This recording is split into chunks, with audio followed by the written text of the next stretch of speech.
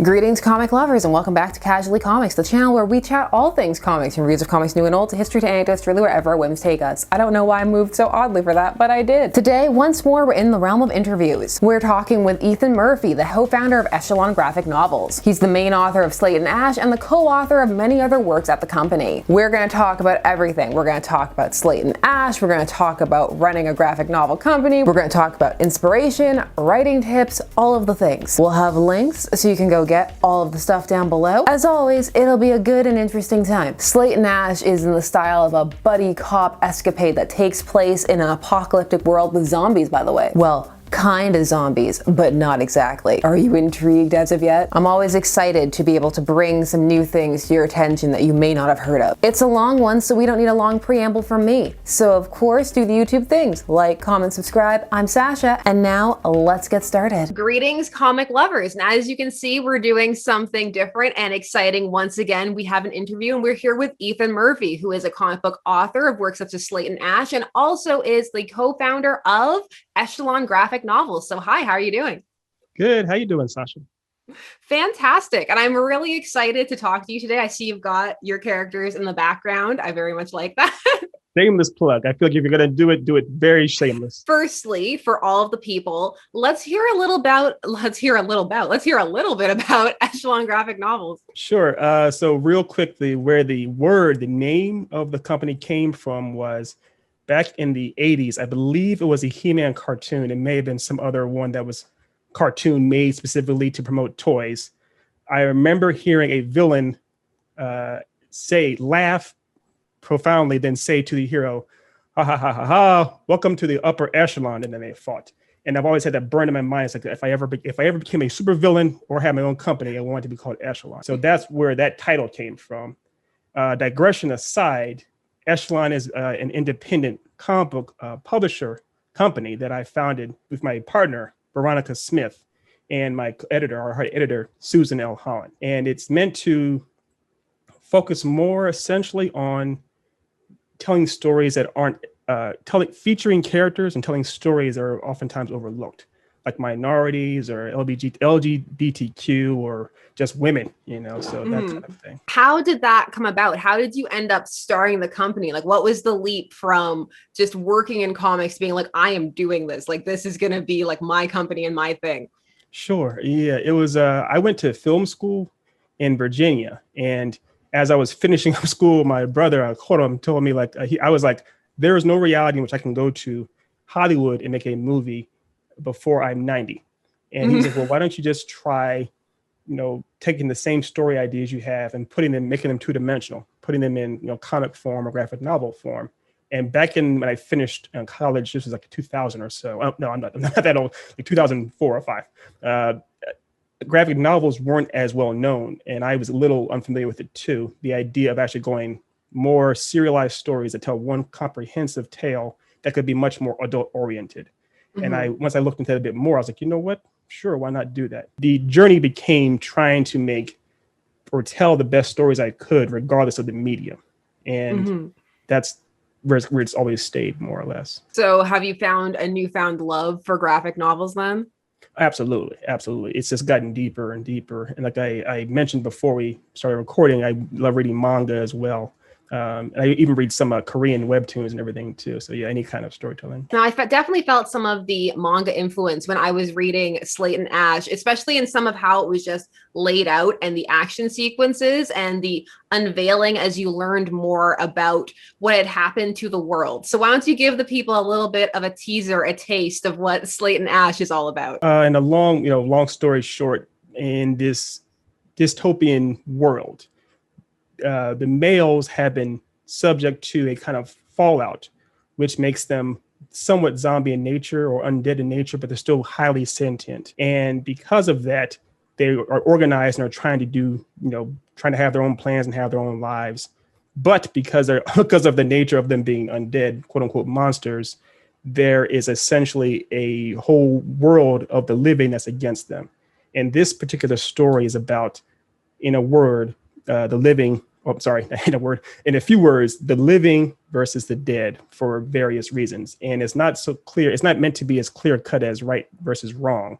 as it is just two sides opposed to one another. It also has a very strong and fun buddy cop vibe, which I enjoyed. And I especially enjoyed Ash. He was very sassy. That might not be the most appropriate word. I love it. I love it. So what was your inspiration for the character of Ash? Sure. The to get I guess more on the more surface level, he was kind of closely based off of Axel Foley from Beverly Hills Cop, Eddie Murphy's character in Beverly Hills Cop, as far as someone that is oftentimes in a situation that is somewhat out of their depth, but somehow he still always manages to rise above to come out clean. And with Slate's character was literally based off of Fraser Crane. I just love how Kelsey Grammer can't help but be pompous yet continually have things go wrong. So it's those two, matching those two, putting those two together. But on a deeper level, it was basically, you've read the series. Issue number 3 has the cover for issue number 3, where it's called The Best of Enemies. It has the two of them, it's like split, the two of them right there to making one person and split down the middle. And that's kind of how I felt. I felt like I always wanted to be more like Ash, the coolest guy, the sassiest guy in the room that could always rise above, but I always felt like a monster, more like Slate. And so this was kind of meant to be a way for me to deal with my own stuff in writing and telling a story. And you mentioned to me in an email that you are planning on continuing on the world, which excites me because there were lots of details that weren't fully wrapped up or coalesced. So what are your plans for continuing it? So a couple of things, I guess I won't get into too many spoilers, but some of the villains or baddies that are set up in this story, their storyline is resolved in some way, but another way it's teed up for more. And another thing too is, like you said, it's a buddy cop situation, and you are left wanting to see more adventures that the two of them go on. So the further the ongoing series, the further adventures of Slate and Ash would have seen their relationship grow more between Slate and Ash, and then seeing what plans the baddies do have in mind, and then seeing how they kind of converge in some way. What has the process been like for both writing and producing your own work and also managing Echelon? So in a word, like being a parent, I cannot fathom how overwhelming that must be. But on a different level, it's somewhat comparable because having to, like, I am a writer and creator, but I have to have an entire team, everything from an ink, this already, illustrator to an inker to a colorist to a letterer, that also trying to acquire the funds. So while I was making Slate and Ash, it took me 7 years to make it because it cost about $3,000 plus per book. It was also a Kickstarter campaign. So producing, getting all the money for these things, working other jobs while trying to get the script finished up, while working with my editor to make sure it actually made sense, while trying to acquire the right team that actually can get the job done and keep them on task long enough to get things done properly. And again, we were actually, not again, but we were all over the place. My head artist is from the Philippines. My colorist is in Michigan. My editor was with me, but then our letterer is in Europe. It's trying to get all these different parts wrangled together, all these different time zones to converge in somewhat of a coherent manner. It was exhausting, but it was the same way. Being a parent is such a labor of love. Creating Slate and Ash was just that too. I mean, every time I see them, like right now, look at them, I'm like, those are my boys. Those are my 7-year-olds. And how was that like on top of, because that isn't the only book that you have under the Echelon umbrella. So what was it like, and what was the process like for bringing on other creators and getting their work there as well? All the other books and titles that are under Echelon, they're still all created by me and my partners. But having, I guess, like, for example, Blackmore, the story of essentially about a 19th century mad scientist that happens to be a woman dealing with all the problems, pitfalls that come with that. That story was a brainchild of me and Veronica. And that's kind of a lot of how things go, is that I'll have a partner that I work with on one other title or a project. And then they will say they may be an illustrator or a letterer or whatnot. And just talking to them, they have an idea. And it kind of just that little kernel of an idea, the two of us will talk about it over and over again. And I'll say, well, how about we work together to develop that into another book or another series or whatnot? And that has happened multiple times. Just recently, earlier this week, a book that was wildly just kind of talked about with me and another partner of mine was actually pitched to a studio for an animated series. And Nice. it came about very organically of us just talking, just the same way you and your friends would talk about something, an idea you have. I'm one of those kind of people that I can obsess about, I love storytelling to the nth degree. So if somebody gives me an idea, I kind of can't help but to get very John Nash on it and just write every detail and go ham in that way. So that's more or less how these books are derived, is from just having conversations with people that I enjoy and then observing things too. Like I mentioned Beverly Hills Cop before. Other things I've drawn inspiration from Berserk. I know you're a Berserk fan. The book Ipswich was definitely inspired by Berserk, the idea of a dark fantasy and how that kind of would play out with a different take on it. So just looking around, being observational and listening to people around you and learning what kind of stories people want to be told and what kind of stories you enjoy telling. So how has it been like getting the word out there, like telling people about Echelon, especially when you have to balance it with doing other work on top of that? Yeah, I'm not the best at that. Obviously, social media is a big thing. It is something I'm trying to learn how to be better at, as far as being consistent with posting on Instagram or finding images that I think might evoke some kind of a conversation with people, or talking about maybe sometimes just putting out questions as far as what nerds in the community like, and finding a way to kind of bring that back to my stories and my material. For example, Ash in Slate Ashe, his outfit was directly based off of Iko Uesa's character in The Raid and Leon S. Kennedy in Resident Evil 2. So putting up so I would actually, when Resident Evil 2 remake came out, I put up some, kind of images showing the exact comparison of those two to try and link it together to kind of create some publicity. But it has been a challenge. It definitely has. One thing that's definitely helped is when I teamed up with Platinum Studios and having them basically be like my super agents to promote my materials and stories and IPs, and having Scott Mitchell Rosenberg, put out press releases talking about the things we're doing. That helps a lot too. Now, social media is difficult to be consistent and keep up with it. It takes a lot of energy. I see people and like they've got like folders upon folders of saved stuff, and I'm like, hats off. I mean, I tip my hat. Yes, exactly. I mean, even the thing too. I've got into podcasting. I do a couple of podcasts, and of course, trying to promote that's insane. But having multiple forms of media helps too, and it's kind of like it's almost the standard now to have cross-platform media to help promote. Well, you need to have one other form of media to promote this form of media. What's your podcast about? We have 4. So 2 of them that are on the CIP network. We just launched them recently. The CIP network's been on for a couple of years, but we did some rebranding. One of them is called D&D or DNDIP, which is where we basically play D&D, but we also like roll initially to come up with the characters designs we have, like an improv game in a sense. And the other one is called Superhero Sexualis, where we literally get into, I'm sure we all heard about, Batman's choices, what he does. Yes. And that's kind of the idea as far as like breaking down what do superheroes and pop culture icons, what kind of actual, proclivities do they have? How many kids does James Bond really have running around out there? What does Indiana Jones do behind the door with that whip? No kink shame, but that's the idea of it. Then I have another one on Bay or Blerd approved entertainment, Loose Cannons, where it's meant to be kind of a crossfire with kind of a sports center section where we discuss topics of the week in nerd culture, and then we have a debate that's kind of connected to it. For example, we have like with Zuko and Vegeta, which one of them had a better redemption arc, and it's just 2 of us that go head to head in very much a debate style competition. So those kind of things. And I have the last one I have is called Then and Now, where it's me and a person who's 20 years younger than me. That hurts to say out loud. We talk about our exposure and our understanding of pop culture and nerd culture from vastly different perspectives. This past week we talked about our first impressions of the X-Men.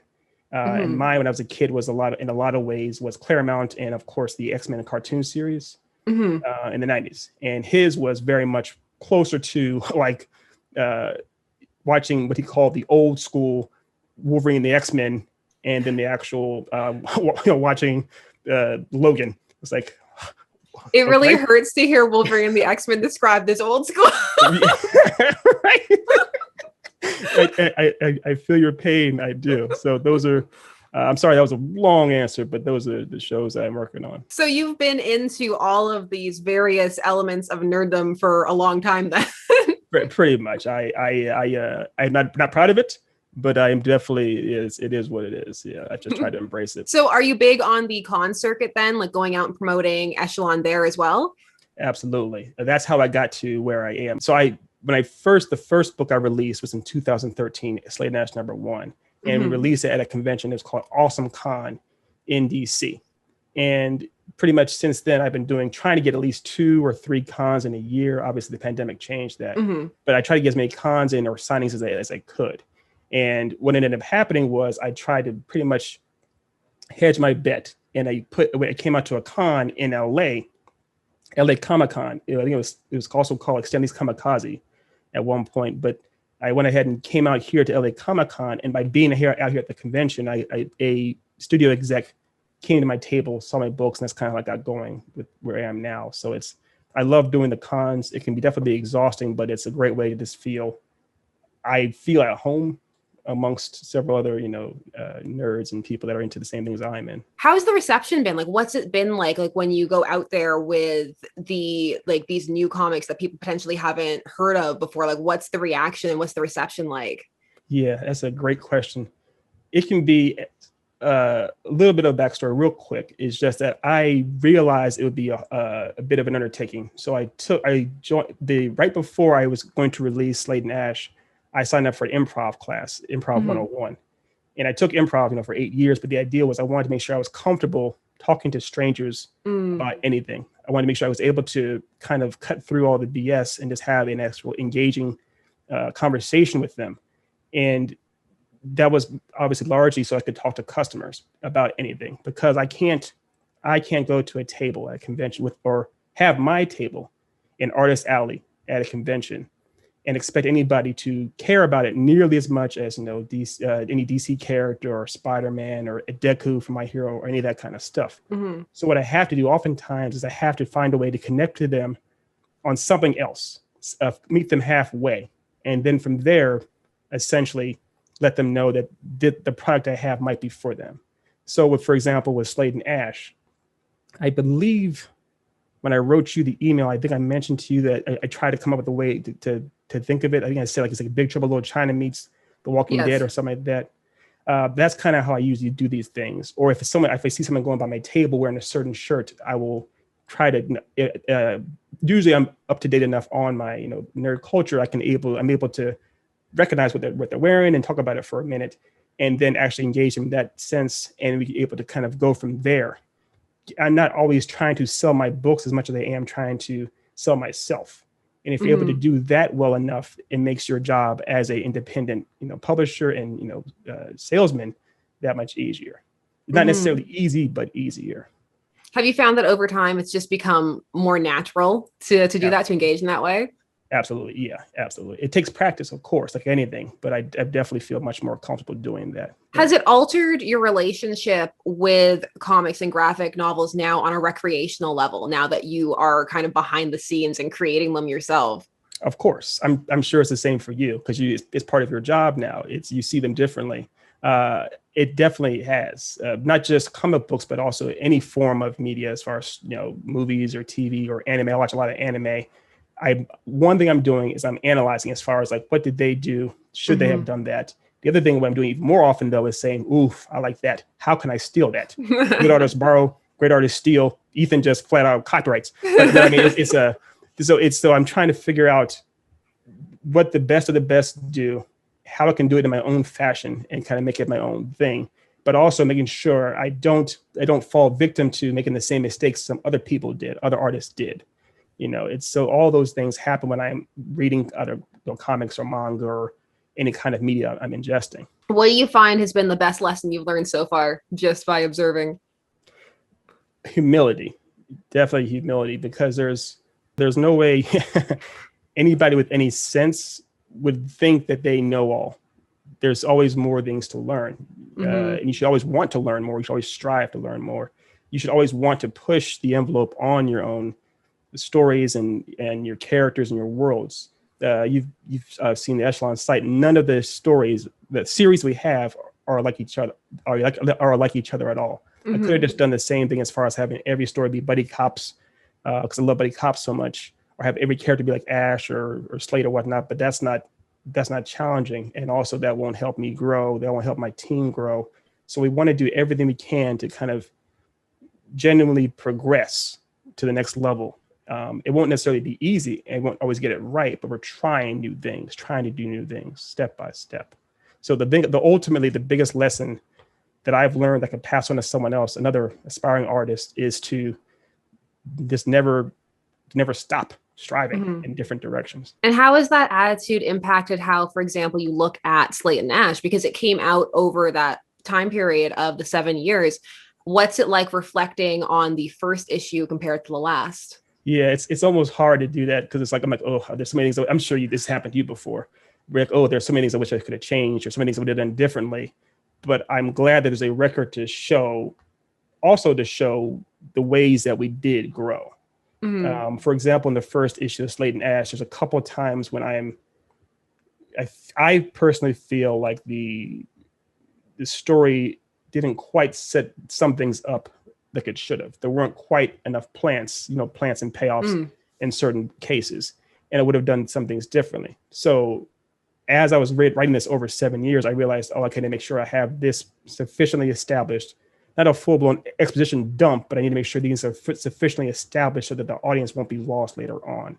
And little things like that, as far as just being able to be honest with yourself and realize that you're not perfect, and that the best way to get better is to take a look at what you have and actually ask people around this product here, what could have been better, what could have been different. I have my team, we have the three rule, or the rule of three. If I always forget the number, but essentially is number one, we actually look at it and try to figure out 3 things that could have been done differently about something we've done for the better.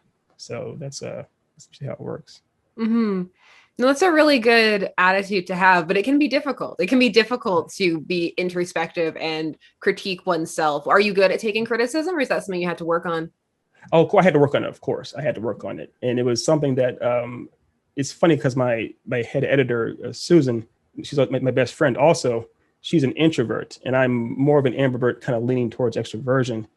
But at the beginning, she was afraid to openly critique my work, as far as she could have all the punctuation and grammar, that's fine. But as far as actual notes on the subjective stuff, she was a lot more reticent to do that.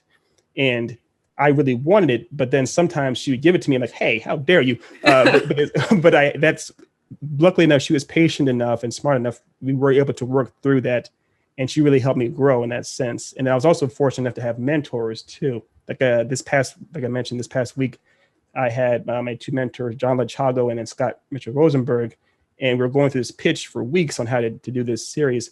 And they were hitting me with so many things, so many questions, poking so many plot holes. And I was like, God, this thing, all right. But I had to, you have to be willing to accept that that's how true success is found, not by yourself insularly, but actually, working with others. Actually, the old expression where, because Mel Brooks said that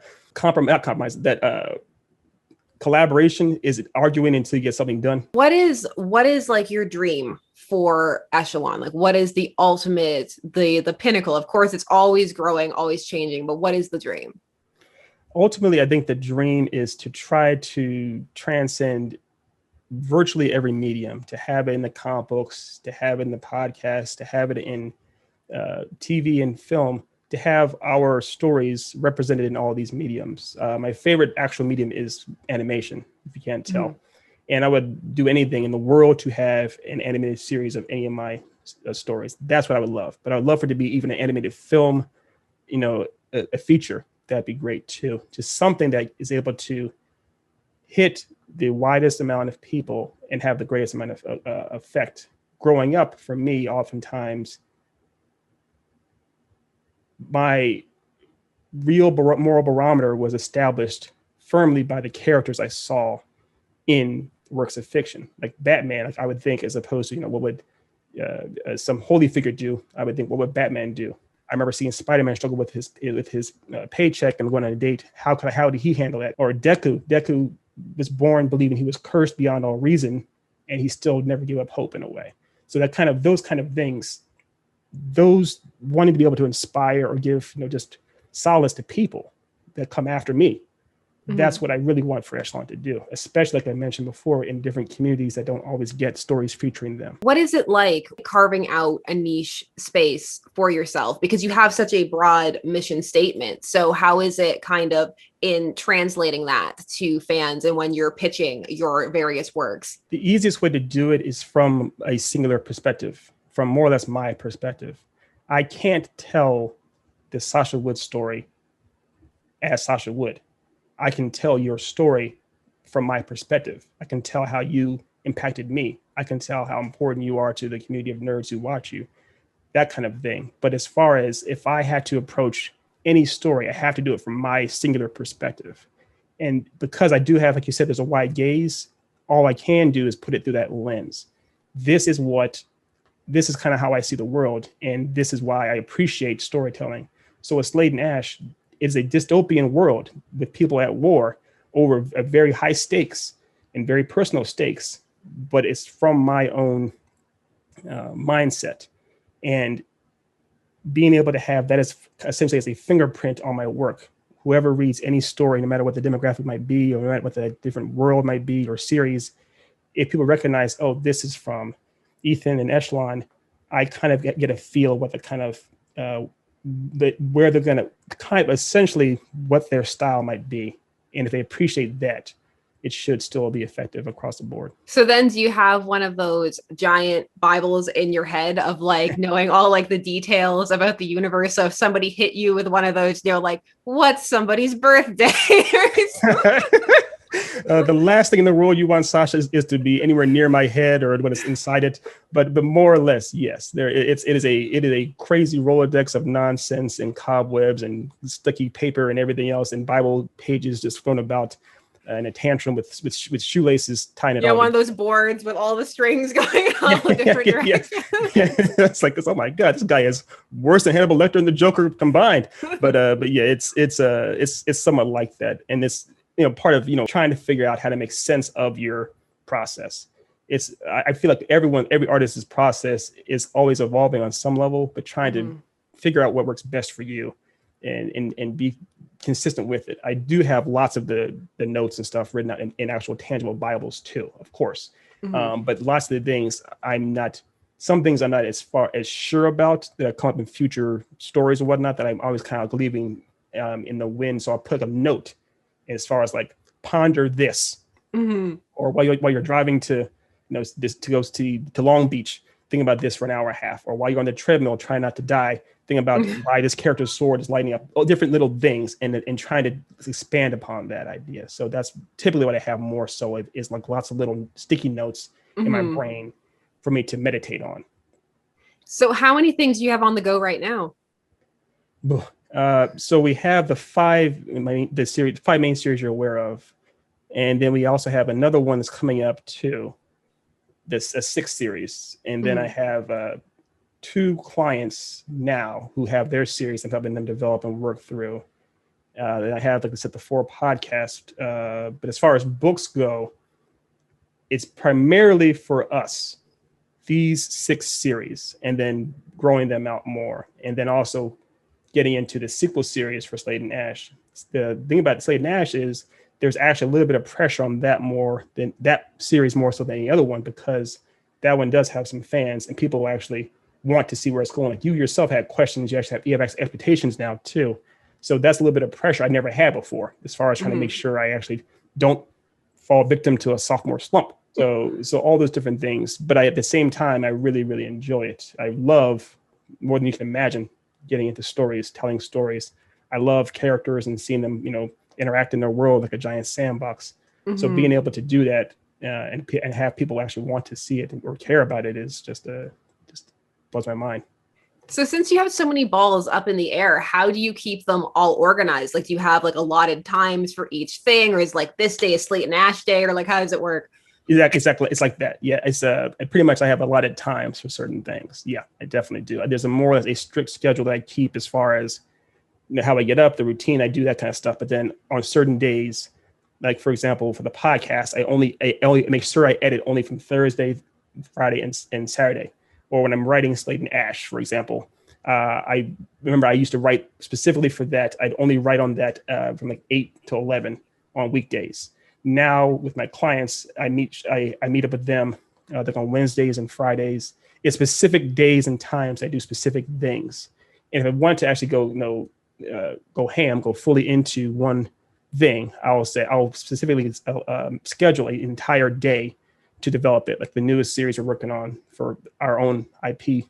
I wanted to take an entire weekend to try to come up with the outline for the macro outline for the story, get into a micro outline. Then I set aside an entire week later on to just write the entire script. It's like about a month or so later where I just went to write that entire first script.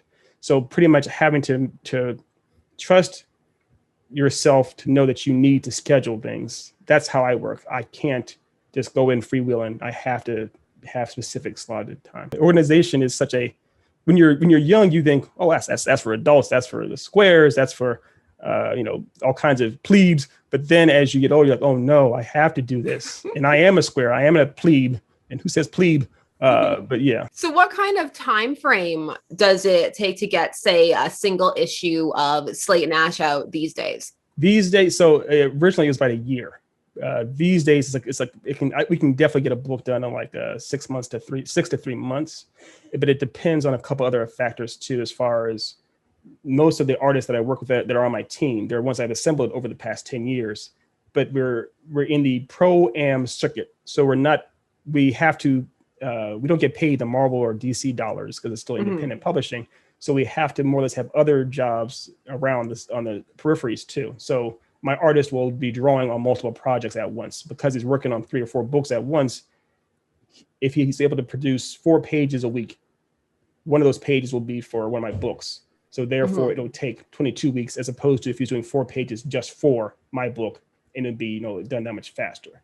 So those kinds of things, those are things to worry about or deal with. And then because I'm still trying to always expand my brand, I typically don't write several books in a series at once, like the big dogs do. I'll write 1 or 2 in this series and go over here and write 1 or 2 in this series and jump over here.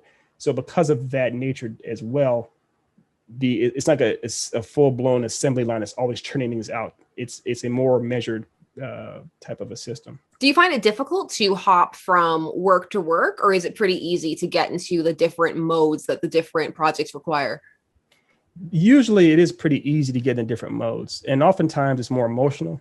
I'm an emotional guy, not to scare you, but the idea is usually what am I in the mood for? If I'm in the mood for Dragon Ball Z, if I love Dragon Ball, I love Dragon Ball Z to pieces. So one of the books we have, Divine Influence, essentially is about, it's more akin to Avatar: Last Airbender and meets Dragon Ball Z with angels and demons. I will go there to work out my DBZ, fetish for the day. Or if I'm really feeling like going to a mad scientist world, I'll go to Blackmore. Or if I want to get back to the buddy cop, I'll work with Slate Ashe. It's whatever I'm feeling, but I will meditate in that sphere for a while. I won't hop to it for just an hour and then leave something entirely. It's like, I'm feeling this way for this week. I really want to delve into it for a good amount of time and get something accomplished with it, having a goal while I'm there too. So if I do hop between different things, I hop with intention. I'm going over here to get at least the half the book done, or an outline done, or a macro outline for the entire arc, something along those lines before I leave. Do you still utilize crowdfunding to help bolster things, or is it more just your own your own power and the extra stuff you're doing from your other jobs now? These days I haven't I crowdfunded back in 2014. I haven't done it since. It was exhausting and I'm not the best person at asking for money. Even though I enjoy sales face to face, I'm not the best person at just going online asking for money or trying to do that kind of stuff. And also trying to make sure all the rewards are met. It just wasn't for me. So I'm not the biggest, I'm not the best crowdfunding person. I know it works for lots of other people, and that's great. But for me, these days, I just work other things. And I'm fortunate enough to have work with the studio that I work with and other things, and have clients that pay me to help them with their writing, that kind of thing. So I don't have to worry about it outside of that. So what would you say has, speaking of writing, evolved the most with your writing style over time? I would say it's understanding my own voice. I'm sure you've heard that expression before. If you're an artist, like an illustrator, for example, when you're young, oftentimes you emulate those that you like. So, for example, I love Jim Lee or whatnot. I know lots of younger artists that came up that tried to emulate Jim Lee's style, but then over time they figure out their own style and lean more towards that. It's similar to writing. When I was younger, I wanted to write kind of scripts like Tarantino or Charlie Kaufman, whatever. But as I got older, I realized, no, that's fine for them, but I can't really write in someone else's voice. So being confident with your own voice, learning what your voice is, and figuring out how to apply it to your world and to your work. How would you define your voice? I would say that's a really good question. I would probably say that it's someone who is aspirational but flawed. You read Slate Ashe, those kinds of characters, they're self-reflective. They're people who have the best intentions, but consistently make mistakes. But they're not bad people. They're just making mistakes.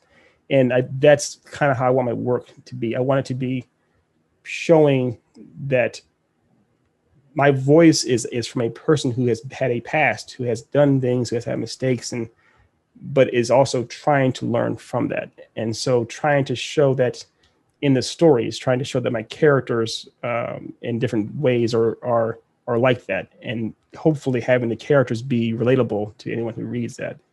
That's more or less my voice. What advice would you give to somebody who is looking to dive into creating graphic novels? Like, what would be a good place to start? Definitely, I would say look at Sasha Wood, her back wall, all those books. Make sure you do understand something about the medium, because as you know, a graphic novel isn't the same as a movie or a TV show. Each medium has its own perks and quirks. If you really want to get into comic books or graphic novels, make sure that is the medium that you are comfortable with. Make sure that's the medium you believe is best for your story. Your story may actually serve better as a novel. If you want to have all kinds of profound narration and inner reflection of a character, you don't necessarily need to have a graphic novel with several panels of a person just sitting there by themselves, just write a book. If you want to actually have huge, over-the-top, bombastic explosions, it may be better for you to do actual, live-action movies. So I would first say, make sure that you know your medium well enough to make sure that it's the medium you like. After that, I would say, understand your craft. Make sure you have a craft and then work on it. Because writing or illustrating or singing or dancing, what have you, all these different art forms, they're clearly not for everybody. You can definitely appreciate them from a distance, but once you get into it yourself, you might realize this isn't for me, and that's okay. So make sure that you are comfortable with the medium, and then make sure that you're comfortable with the craft in that medium. That's really good advice. No, I think that'll be helpful for a lot of people. I think a lot of people don't think about that. And sometimes when you are an artist and you're trying out the different various avenues of whatever it is you're doing, you find something that you don't like, but you feel like you should like it. And so sometimes you fight against that, this natural not enjoying it, because I should enjoy this, but I don't, but I'll make myself. Right. It's like, no, don't do that. What are you doing? Stop. It's the whole idea of, embracing your passion. Don't force a passion. That's not how things work. It's I always think of typically as art like a bar of soap. If you hold, I'm sure you've heard this metaphor before, or analogy, whatever it is, words. If you have a bar of soap in your hand and you hold it there, it's going to stay there fine. But if you try to squeeze it, make it force it to your will, it'll go all over the place. So let your art be like a bar of soap. Just treat it, as gently as possible. And if it speaks to you, if it works for you, great. That's one thing I realized too, Sasha, was that I went to film school. And I was like, oh, this is what I'm going to do. I'm going to be a big director. I'm going to I'm gonna direct all kinds of people over the place and do all kinds of things, all kinds of sets and all kinds of money. And it's like, oh no, I don't think that's what I'm supposed to do. And once I got into making comic books and saw the world of animation, I was like, this actually is, I'm extremely passionate about this and I love this. This is much more what I want to be. Because you mentioned that animation is your first love. So do you feel that it translates well into the comic book medium, or are there some things that you need to pare back or change when you're working on a graphic novel that you would do differently if you were storyboarding for, say, an animated series? Another good question. I need to keep track of all these good questions. Obviously some things do translate, but there are plenty of things that don't. You're maybe familiar with Demon Slayer, the anime and the manga. So that the Mugen Train, the film that came out last year, there's so many, the visuals and the spectacle of that couldn't be replicated in a manga to that extent. You could definitely have some things done where an amazing splash page features all kinds of things and great movement or whatnot, but to have it on that scale with music and sound and of things of that level, that's something that can only be captured properly with, in my opinion, animation. But what you could do with a manga or a comic book that's similar is being able to accentuate the single moments. You can make my mentor talked about how with a comic book, in a single panel, you can show a pitcher throwing the ball moving, and someone hitting the ball back over that pitcher with one single moment. So being able to figure out how to make use of how a single panel can be warping time in your favor is something different.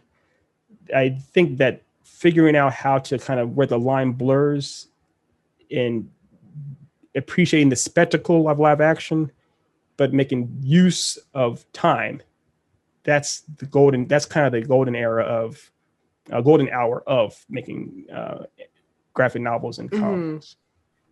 And now that you've worked in so many different genres across the graphic novel spectrum, would you say that you have a favorite or one that you gravitate towards more than the others?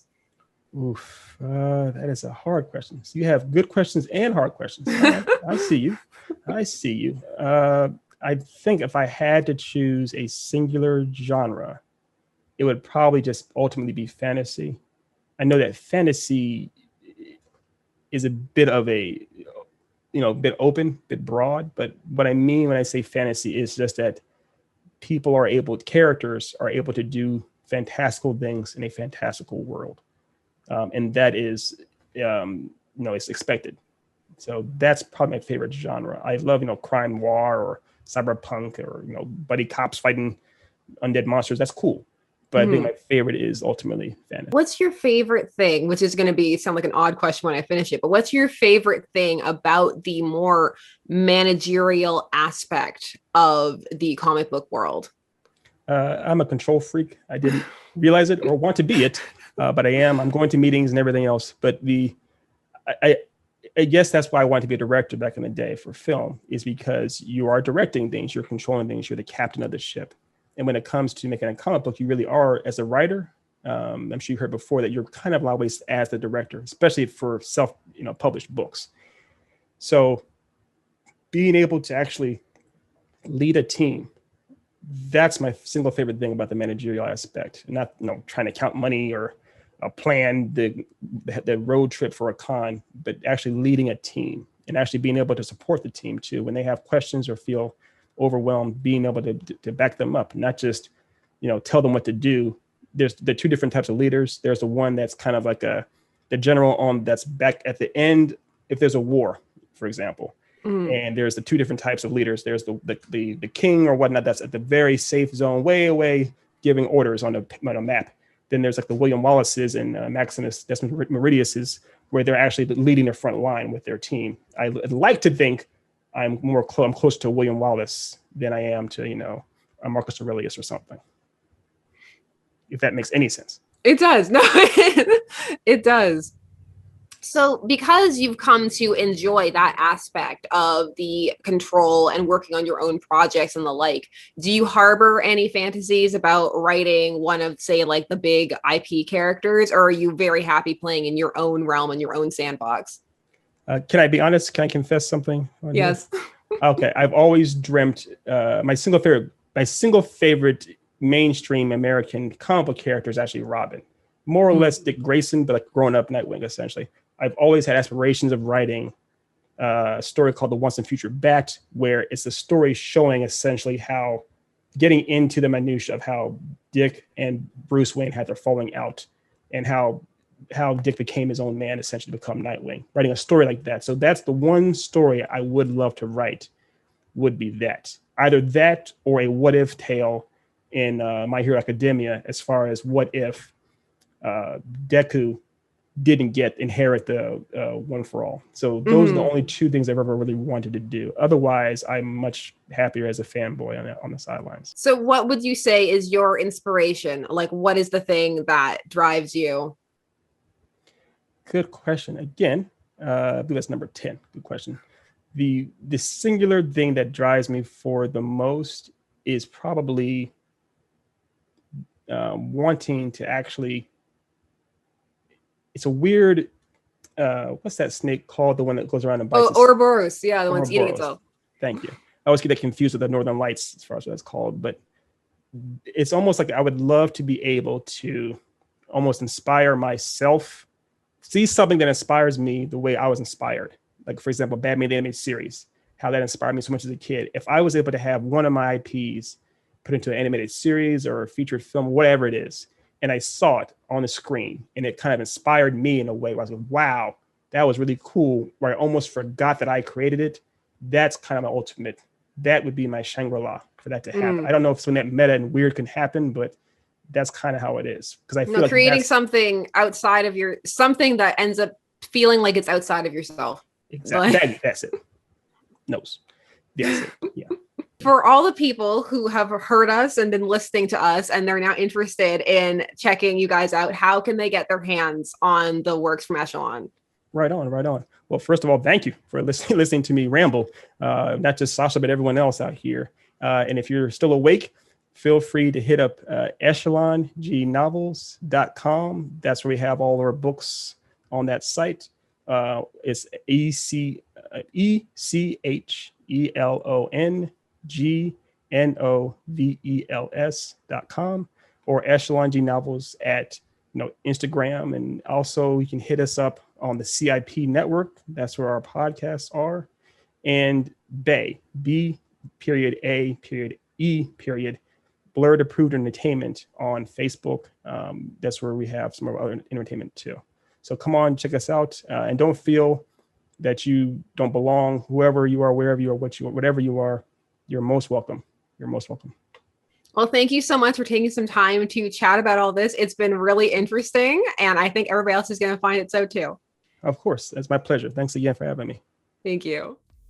You made it. Hi, welcome. Everybody says this is my Sue Storm cosplay, by the way, and now that they've said it, I can't unsee it. I hope you found that as fascinating as I did. And if you're interested, please do check out Slate Ashe or some of their other works. Thanks so much to Ethan again for chatting with me, and thanks so much to all of you for spending some time listening to us, for coming around and chatting about comics. Chatting is my word of the video, apparently, at least in the intro and outro. Check out all the links, do the YouTube things, leave a comment, like, subscribe, and I will see you again soon. I appreciate you spending some time with me. Bye-bye.